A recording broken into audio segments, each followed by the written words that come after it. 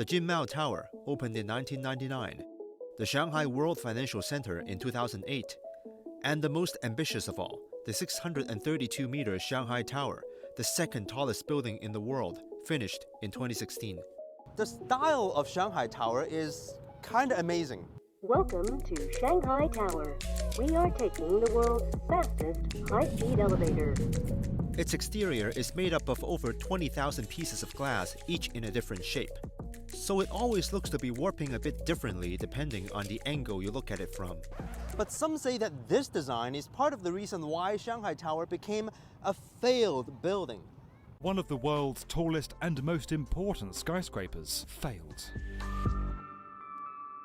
I would say that the person who said that doesn't know what they're talking about. My name is Marshall Strabela. I'm chief architect of the Shanghai Tower. Here's why the design became controversial. Shanghai Tower has faced a myriad of problems, most notably an astonishingly low occupancy rate. There were several reasons for this. The building's twisting glass facade, ideal for offsetting wind loads, created an impractical floor plate, forcing tenants to pay for large areas of unusable floor space. Before we get into the actual occupancy rate, let's take a closer look at why some might consider the design impractical. The tower has an innovative double-skin design, which means that this right here, inside the triangular exterior, is the actual floor plate. The controversy was more around the rounded shape of the building, which is less efficient than a square floor plate. But the rounded shape is the only way to make the building work as it does. Is this design such a negative for Shanghai Tower? See, the triangular and round double skin is a deliberate and calculated design choice. While it sacrifices a degree of office space, it's necessary for some of the building's unique innovations. For example, thermodynamics. The extra layer makes the tower a supersized thermos bottle. And you even see the taxi drivers in Shanghai have this bottle for their tea, and it has a bottle inside the bottle, which is exactly what this building is. As a result, Shanghai Tower uses 50% less energy than average to maintain its optimum temperature. In January, when outdoor temperatures drop to around 7 degrees Celsius, the air inside can reach 14 degrees even without central heating turned on.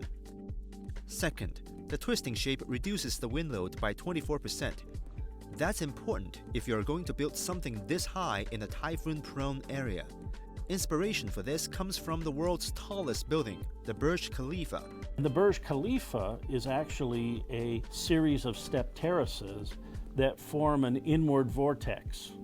And that inward spiral actually reduces wind loads. So that same spiral idea became the twisted skin of the Shanghai Tower. We try to make the building unaerodynamic. The fancy word is disorganized vortex shedding. If you picture an airplane wing that is designed to create organized vortex shedding to lift a plane in the air. If you were to take the wing and twist the wing of the airplane, it would never fly. The same thing as the Shanghai Tower. That twisted form breaks up the wind. All of this means the 632-meter skyscraper doesn't need extra materials inside to fortify it against wind, saving money and space. So we estimated it saved about $80 million in construction cost, which then paid for the second skin. And what's between the two layers of skin? They have trees in there.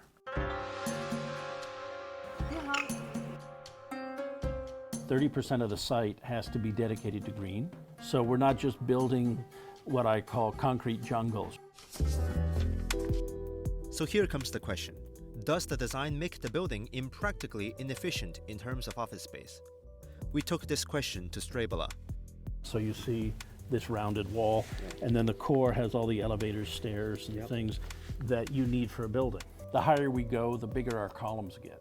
Now, this core is about as efficient as you could get, because if you look at Jinmao, Jinmao is half the size of this building, but the core is almost identical in size to the Shanghai Tower core. So the efficiency is incredibly high for this building. And yet, Low occupancy rate is painfully obvious at night, when half the tower fails to light up. pause right here. Most of these are not in fact office spaces, but a luxury hotel that will soon open.